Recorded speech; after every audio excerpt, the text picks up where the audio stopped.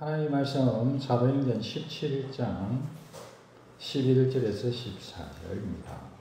이 말씀도 같이 한번 교독합시다. 베레아에 있는 사람들은 데살로니가에 있는 사람들보다 더 너그러워서 간절한 마음으로 말씀을 받고 이것이 그러한가 하여 날마다 성경을 상고함으로 그 중에 믿는 사람이 많고 또 헬라의 교회가 남자가 적지 않아.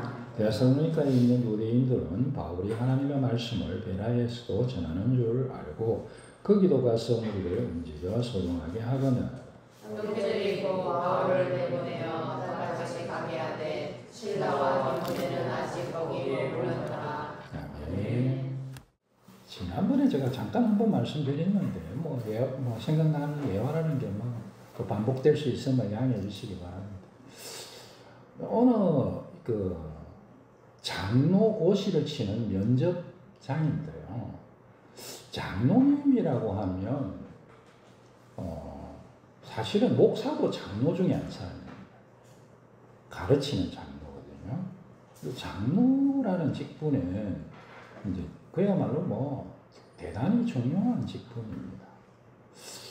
이제 면접을 본다는 것은 특별하게 정말 특별한 그런 허물이 없으면 일반적으로 이제 장로로 세우게 됩니다. 안수하게 되는데요. 근데 그 면접장에서 당연히 이제 우리 질문하는 이제 목사님은 너무나 당연하게 네라는 답을 기대하면서 질문을 했어요. 무슨 질문이냐면 성경 한번 읽으셨죠?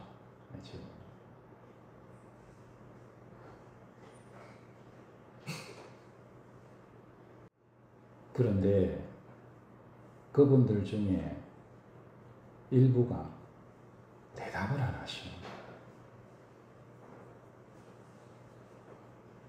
우리가 너무나 당황했습니다.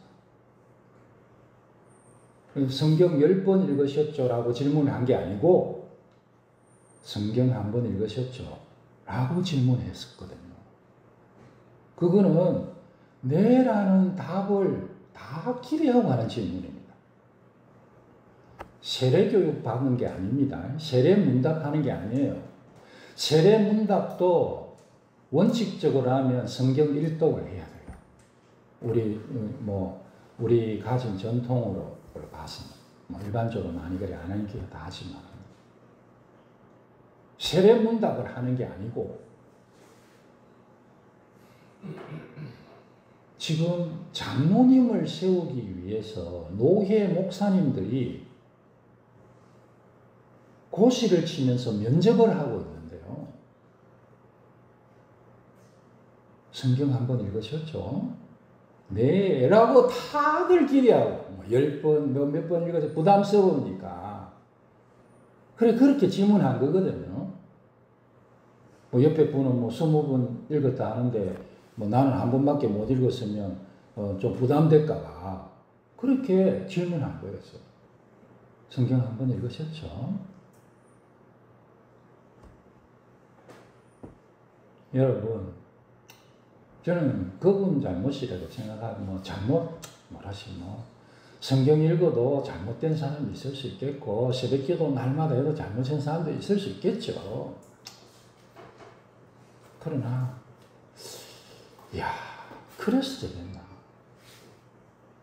그 생각은 듭니다. 그리고 저 한 구석에 그거는 그분 잘못도 있겠지만 그 교회 목사님 잘못도 있다. 저는 그렇게 생각합니다.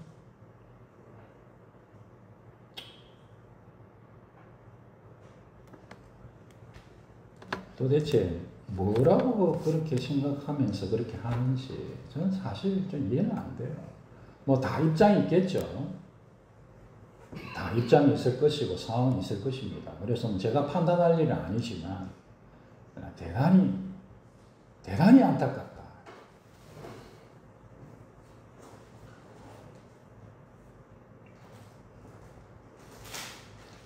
여러분 성경 읽습니까?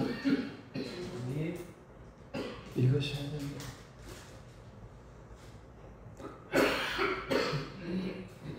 엄밀하게 오늘 본문에서의 말씀 묵상은 설교 묵상입니다.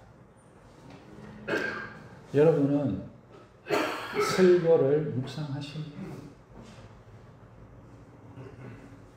대단히 제가 거북스러운 질문을 하나 하겠습니다. 지난주에 제가 무슨 설교했습니까?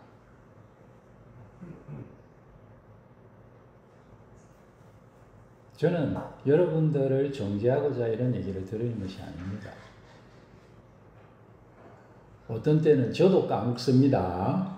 지난주, 어제 한 일도 잊어버리는데 지난주에 있는 걸 어떻게 기억하겠어요? 어제는 뭐, 1시간 뒤에 뭐 해놓고 돌았으면 까먹어요. 그래서 여러분 정지하고자 하는 게 아니고, 제가 설교를 하는데 여러분 집중이 잘 될 것 같더라고요. 이렇게 질문하면. 약간 집중되죠, 그죠? 야, 지난주 설교가 뭐였지?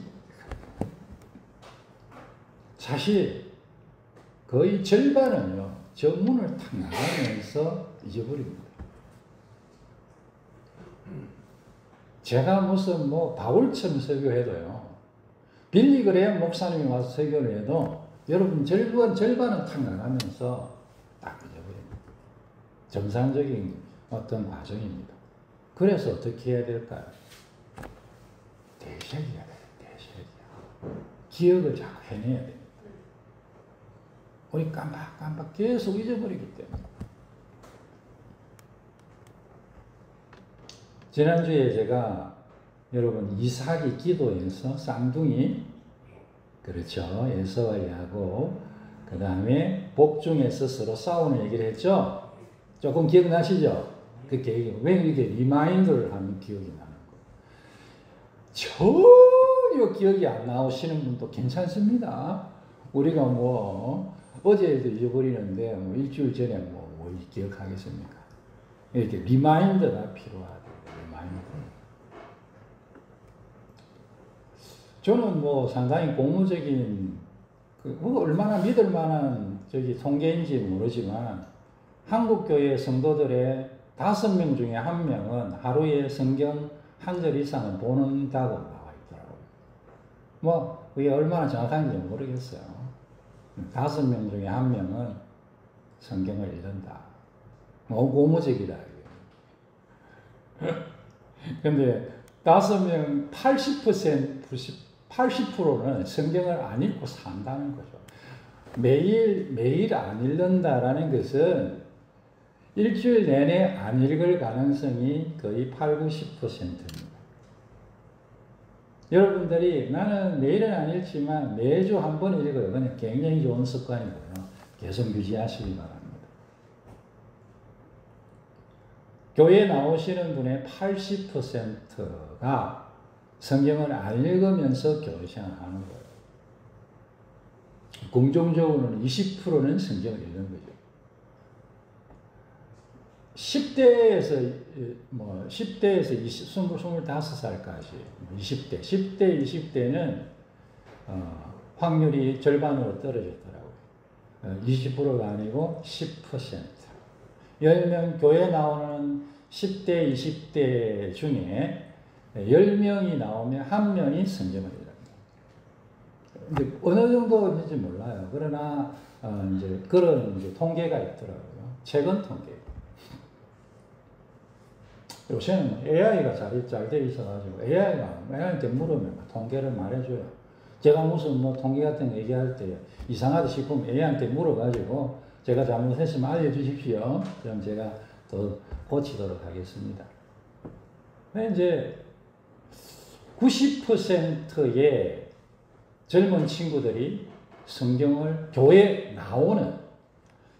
나오는 젊은 친구들의 90%가 성경을 최소한 매일 안 읽고, 매일 안 읽는다는 것은 계속 안 읽는 확률이 80~90%라고 생각합니다. 저는 그렇게 있다는 거죠. 여러분 최근에 문해력이라는 말을 많이 하는데 글자를 읽고 그 문장을 이해하는 능력인데 그게 엄청나게 떨어지고 있다는 거죠. 성경은 원래 별로 쉬운 책은 아닙니다. 쉬운 성경도 있지만 쉬운 성경도 쉽다 해서 읽어보면 별로 안 쉬워요. 말만 좀 쉽게 바꿔놨지. 이 성경은 쉬운 책이 아니에요. 텍스트 자체가 뭐 쉬운 게 아니니까. 포스트 모던에서 우리가 이제 현대의 어떤 사상을 포스트 모던이라 하잖아요. 포스트 모던이 저는 생각할 때에 정말 모든 부분에서 기독교를 대적하는 그와 같은 사상이라고 생각합니다. 그 중에 저는 최근에 와서 가장 성공한 것이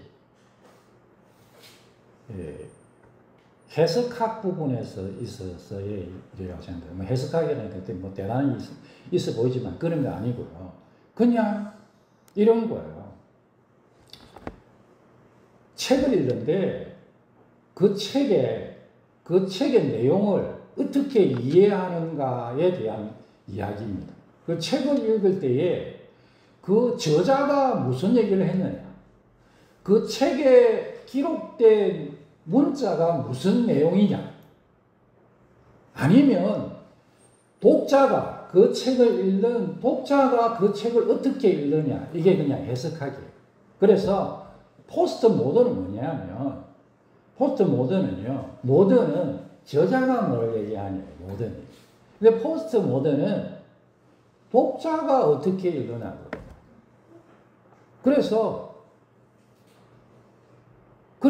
무슨 책을 읽든, 뭐, 영화를 보든, 수없이 들은 얘기 중에 하나가 그걸 거예요. 아이고, 뭐, 막, 그런저런 얘기 막, 영화 보고 책 읽고 막 이런저런 비판하고 막 그렇게 얘기해주면 그냥, 내가 좋으면 좋은 거 아니야. 그런 얘기를 아마 주변에 많이 들었고, 아마 들었기 때문에 했을 수도 있어요. 그게 포스트 모던입니다. 어떤 것을 보고 듣고 읽고 해서 했는데 그거를 자기가 그냥 받아들인 게 그 내용인 거예요. 그냥 이거는요, 제가 뭐 신기한 얘기를 하는 게 아니고 그냥 거의 지금 세상에서는 자기 세상에서, 교회에서 아니고 세상에서는 진리 같은 거예요. 그런데 결과를 한번 생각해 보십시오.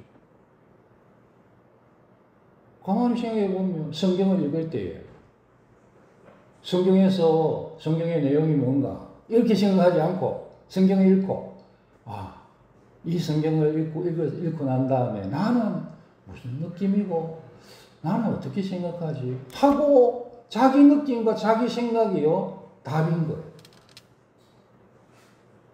그럼 나중에 보니까 불경을 읽는 거나 성경을 읽는 거나 자기가 읽어가지고 내용을 아이고 내가 이게 좋구나 하면 좋은 거니까 어려운 성경을 왜 읽겠어요? 안 그렇습니까? 글자도 많은데 이해도 안 되는데. 그래서 전 세계적으로 성경을 안 읽고 있어요.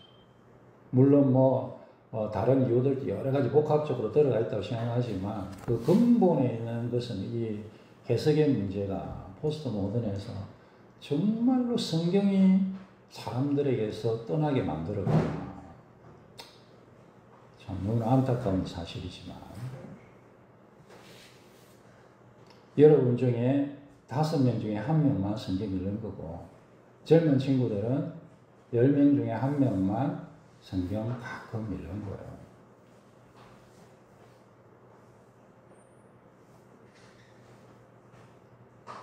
성경 읽읍시다. 하나님 말씀 잘 듣고 마음에 간직합시다. 오늘 이 베레아 사람들은요, 베레아라는 그 도시에 있는 사람들인데 이 사람들이 하나님의 말씀을 어떻게 대했는가에 대해서 굉장히 그렇게 유명합니다. 그래서 베레안 attitude, 베레아 사람들의 태도라는 말이 있을 정도로 그렇습니다. 이 사람들의 이 말씀에 대한 태도가 우리가 하나님의 말씀을 대하는 모습이 되었으면 좋겠다. 그래서 이 말씀 읽고 붙들기를 원합니다. 첫 번째는 더 너그러워서 신사적이다. 예전 성경에 되어 있고요. 고상하다. 그렇게 되어 있는데, 뜻인데, 너그럽게, 더 너그럽게, 하나님 말씀을 너그럽게. 야고보서에 보면 성내지 말라. 이렇게 되는데, 그 화내 성내지 말라라고 할 때의 그 문맥은, 야고보서에서의 문맥은 하나님 말씀에 대한 태도입니다. 그래서 나에게 내가 좀 듣기 싫은 말씀이 나에게 들릴 때에 막 화를 내는 거예요. 그래서 너그러운 태도가 아니죠. 하나님 말씀이 전해질 때 신사적이고 고상하게 에티켓이 있게 우리가 뭔가 대화를 할 때에 그 사람이 무슨 얘기를 할 때에 에티켓이 있어야 돼요. 에티켓이 있어야 되겠죠. 여러분 그 행동 언어라는 부분이 있잖아요. 행동으로 말하는 거죠. 그래서 대표적인 행동 언어 중에 하나가 이제 대화를 할 때 팔짱을 끼는 사람들이 팔짱을 딱. 그게 뭐냐면 나는 별로 동의가 안 되는데 별로 뭐 너 말을 별로 듣고 싶지 않은데 이제 외국에는 보니까 기도할 때 팔짱 많이 끼는 팔짱 낀 사람 많더라고. 기도 많이 봤습니다. 근데 이제 설교자들도 가끔 가다가 보면 팔짱을 꼈다가 그러면 풀긴 하긴 하는데 뭐 이렇게 가면 계속 설교하겠어요. 그런데 한국에서는 굉장히 좀 익숙하지 않은 것이요. 근데 여러분 상대방하고 얘기할 때도 팔짱 끼는 게 그렇게 에티켓은 여기에서 보면 너그러운 태도는 아니잖아요. 설교 들을 때 그렇게 하면 안 되겠죠? 하나님 말씀이 선포될 때에 너그럽게 들읍시다. 너그럽게. 마음에 안 든다고 저게 뭐야! 이러지 마시고 너그럽게. 그래서 더 너그러웠어. 한 목사님이 성경을 강의하고 가르치고 있는데 한 대학 신학생이었던 것 같아요. 아마 그 내용이 자기는 하나님의 말씀이 아니었다고 생각했던 것 같아요. 듣다가 벌떡 일어나서 밖으로 나가더래요. 그래서 그 목사님 그게 상처가 돼가지고 그 기억하고 있다 나한테 얘기를 하더라고요. 그래서 내가 속으로 어지간히 마음이 무거웠나 보다. 뭐 요새 젊은 친구들 뭐 듣다가 벌떡 나갈 수도 있고 그런 거지 뭐. 여러분 여러분은 기억 안 나시겠다. 예전에 우리가 예배를 드리고 있는데 어떤 젊은 친구가 문 열고 탁 들어오더니 문 앞에 딱 서서 깜짝 놀랐더니 뒤로 싹 돌아 나가서 그런 적도 있었어요.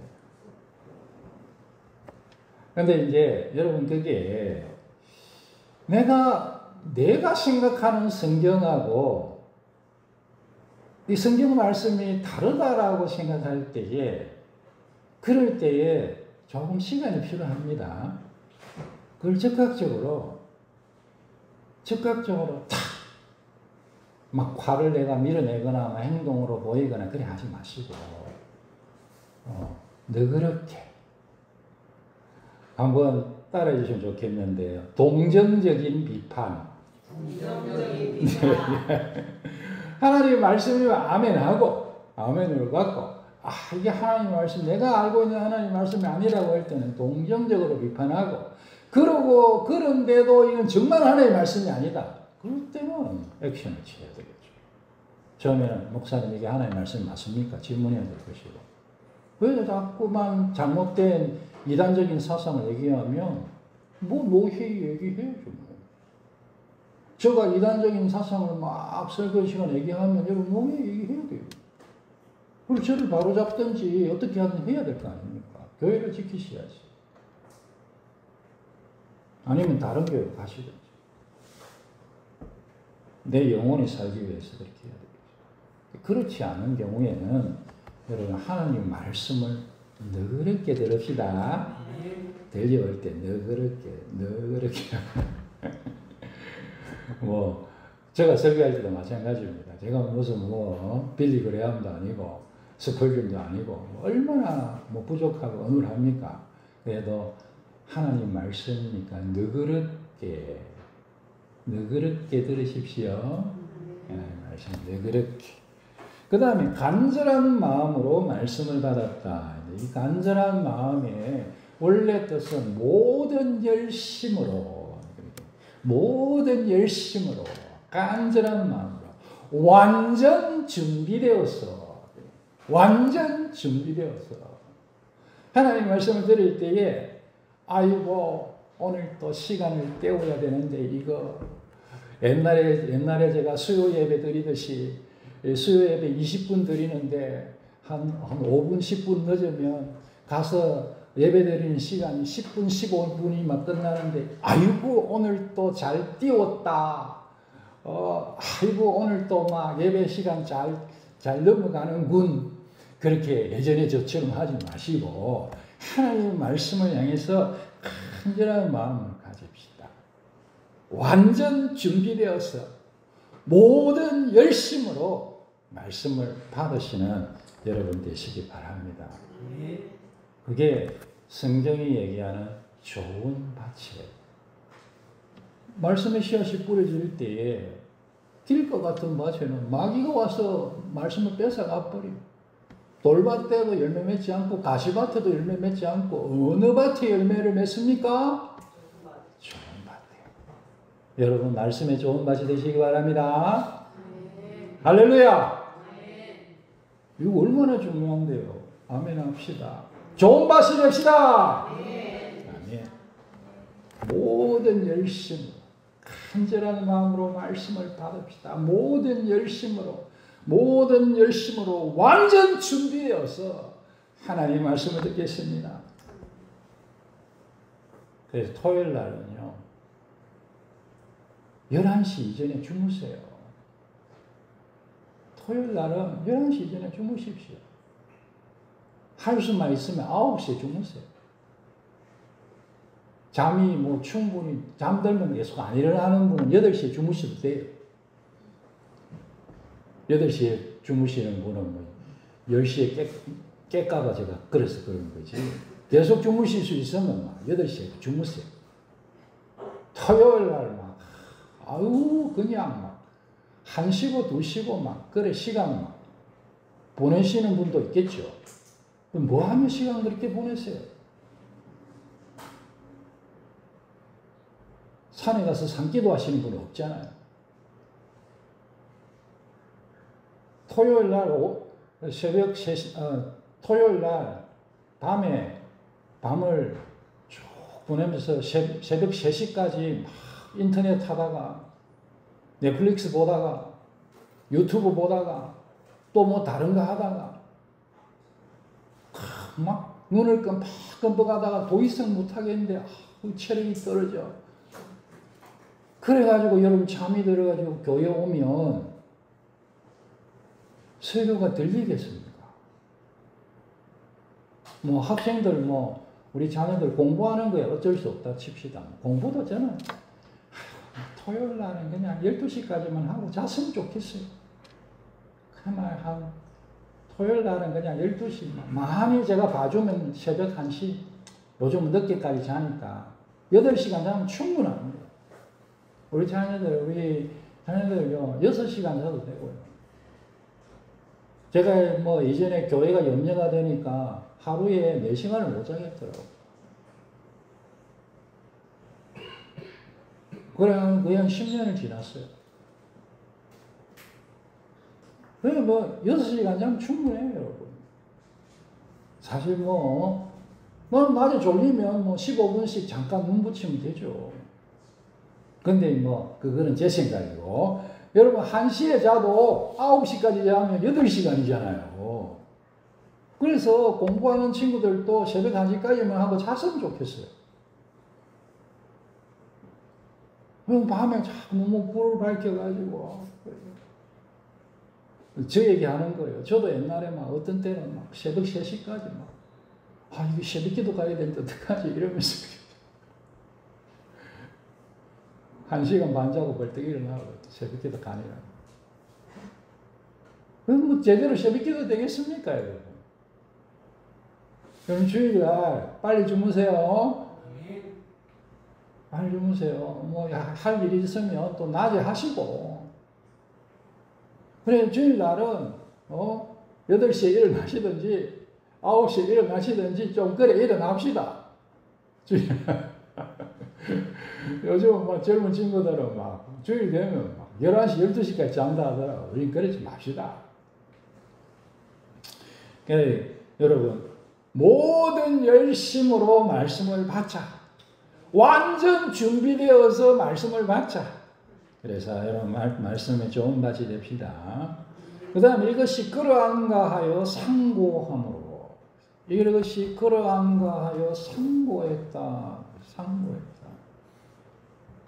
이 상고하다는 것은 자세히 골라내다, 채를 쳐서 가려내다, 탐색하다, 조사하다, 뭐 이런 뜻을 갖고 있는데, 심지어 법정에서 신문과 관련해서 법정에서 신문할 때 사용했던 그런 단어라고 합니다. 그래서 정말 깊이 연구했다는 거, 깊이 생각하고 또 생각하고 분별하고 그렇게 했다는 거예요. 무엇을? 바울이 선포하는 설교를, 주일날 선포되는 하나님의 말씀을 그렇게 했다는 거예요. 그렇게 하니까 일주일 전에 말씀이 생각나는 거죠. 우리가 성경을 관찰하고 해석하고 적용해야 돼요. 내용을 생각해야 됩니다. 깊이 묵상합시다. 설교 말씀을 묵상하십시오. 우리 교회는 이 시스템이 되어서 그렇기도 하고, 제가 그냥 꾸준히 해오는 것이고요. 해서 유튜브에, 예전에는 홈페이지에 올렸고, 요즘은 유튜브에 설교를 올립니다. 어떤 때는 0클릭도 있고, 어떤 때는 2클릭도 있지만, 제 마음에 그런 생각이 있어요. 2클릭이면 2사람 본 거 아닙니까? 그리고 한 번보다 2사람 봤네? 감사하구나. 그럼 보고 하나님 말씀을 되새겨야 돼요. 내 것을, 말씀을 내면화해야 됩니다. 말씀을 소화시켜야 돼요. 제가 이렇게 전하는 하나님 말씀을 소화시켜서 내 것으로 만드는 여러분 되시기 바랍니다. 엄마가 아무리 음식을 해줘도 먹지 않으면 소용없고, 먹어도 소화 안 시키고 그대로 매출에 뿌리면 소용없는 거예요. 나하고 소용없는 거예요. 소가 되새김질을 하듯이 계속해서 반복하고, 그게 상고하는 거예요. 말씀이 그러한가 하고 상고하시는 여러분 되시길 바랍니다. 암송하고 붙들고 연구하십시다. 우리 개혁교회에서 가장 중요하게 외치는 외침 하나가 솔라 스크립투라. 솔라 스크립투라는 오직 성경, 오직 말씀 이런 뜻입니다. 근데 현대의 오늘날의 시대는 놀라 스크립투라 그렇게 말합니다. 그것은 말씀 부재, 성경 배제, 그런 뜻으로 얘기할 수 있겠습니다.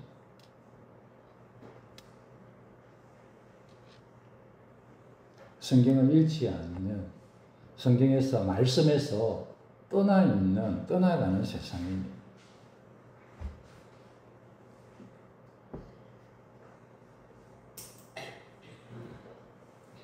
꼭 여러분 말씀을 상고합시다. 마지막으로 날마다 성경을 상고함으로 매일 성경을 묵상합시다. 하루도 그냥 지나가지 맙시다. 성경 말씀은, 하나님 말씀은 영의 양식입니다. 영의 밥이라는 말이에요. 배꼽시계 있잖아요. 배꼽시계 아시죠? 꼬르륵 배꼽시계. 요즘 꼬르륵은 아니라도 밥 때 되면 배가 막 고프잖아요. 배가 고파라. 배가 고프. 배꼽시계.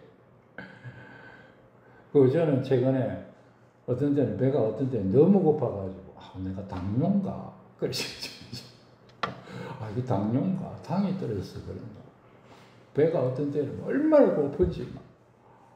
그건 뭡니까? 배꼽시계, 배꼽시계. 그래, 배꼽시계. 따르릉 울고. 밥을 먹으면 얼마나 감사하지. 잘 씹지도 못하면서 밥이 얼마나 맛있는지. 저한테는 할렐루야입니다. 배가 고픈 게 얼마나 감사하고, 때배가 밥 먹을 수 있는 게 얼마나 감사한지. 배꼽시계.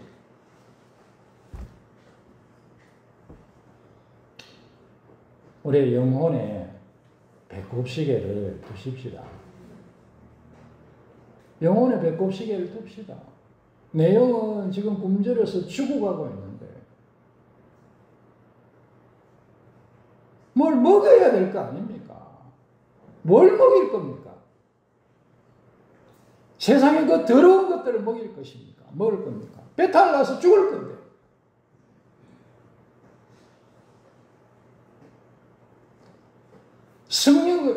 성경 말씀이, 하나님의 말씀이 우리의 영을 살리는 양식인 것을 꼭 붙듭시다. 다른 게 없어요.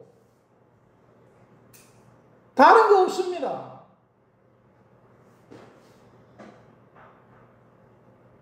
우리의 영은 봄으로 먹어요. 말씀을 봄으로 먹습니다. 말씀을 들음으로 먹습니다. 말씀을 묵상함으로 먹습니다. 말씀을 암송함으로 먹는 거예요. 영이 다른 거면 자꾸 헛배만 부르고 바닷물 마시는 것 같아요. 배부른 것 같지만 죽어요. 어떤 것들은 쓰레기 같은 오물, 독이 들어있습니다. 누가 똥물 퍼먹습니까? 근데 우리 영혼에는 어떤 때는 진짜 똥물 퍼부어요. 죄송합니다. 목사하니까, 설교하니까 이런 얘기 드리는 겁니다.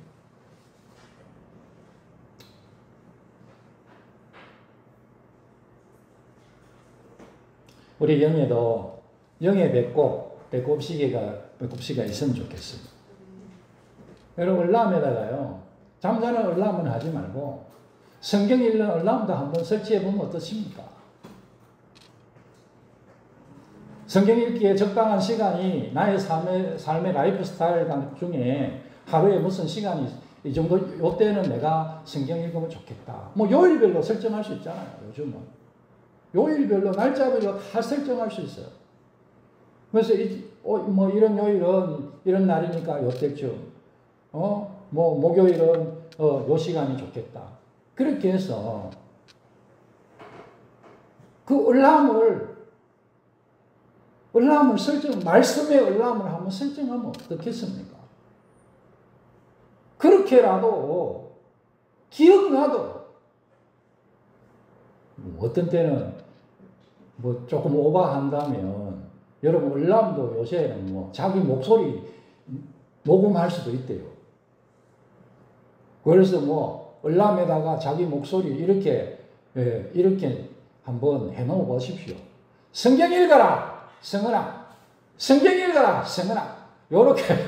요렇게 자기 이름을 넣어가지고 알람에 한번 넣어가지고 일주일에 뭐 한 번이든 두 번이든 몇 번이든 여러분 말씀의 배꼽시계를 좀 이렇게 알람을 합시다. 날마다 성경을 상고함으로 하루에 한 절이라도 하나님의 말씀 묵상합시다. 하루에 한 장이라도 성경 읽으십시다. 아니면 일주일에 한두 번이라도 성경을 펴서 읽읍시다.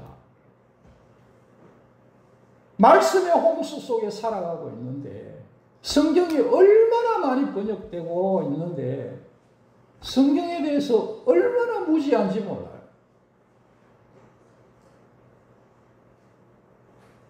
여러분, 까막눈이 됐어요. 옛날에 우리 할머니들 까막눈이라 했잖아요. 문맹. 문맹이라는 거는 글자를 못 읽는 거예요.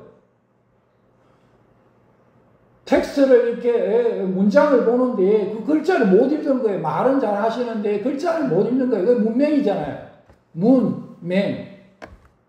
문자를 문자 시각장애 문맹 뭐 이래 해야 되나.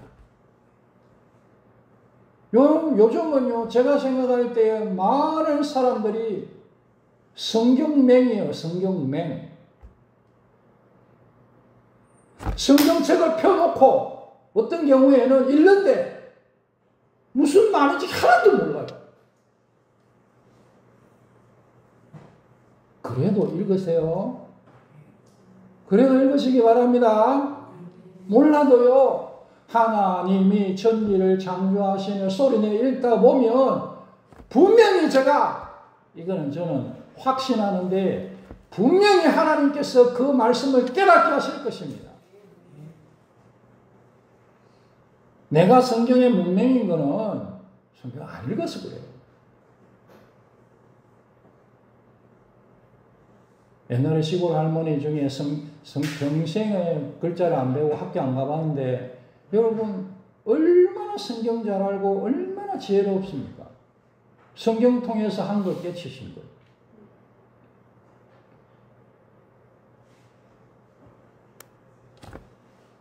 꼭 성경에 익숙해집시다. 그렇게 하나님의 말씀을 이 베레아 사람들이 말씀에 대한 태도와 모습을 가졌을 때 그 중에 믿는 사람이 많고 믿음의 복을 얻었습니다. 믿음은 말씀에서 납니다. 믿음은 말씀을 받는 데서 납니다. 믿음은 말씀을 상고하는 데서 납니다. 믿음은 날마다 하나님의 말씀 상고하는 데서 납니다. 우리가 하나님의 말씀 붙들면 말씀이 복입니다. 우리가 하나님의 말씀을 붙들면 복 받습니다. 말씀은 생명입니다. 우리가 하나님의 말씀을 붙들면 생명의 역사가 일어납니다. 말씀은 예수님입니다. 우리가 말씀을 붙들면 예수님 만납니다. 말씀을 통해서 믿음도 얻고 예수님도 만나고 하나님도 알게 되고 영생도 누리는 우리 여러분 되시기를 주의 이름으로 축원합니다. 말씀의 부재 속에 사는 세상, 너무나 사탄이 성공했다고 생각되지만 간절하게 말씀을 받아 날마다 상고하는 우리가 되었으면 너무너무 좋겠습니다.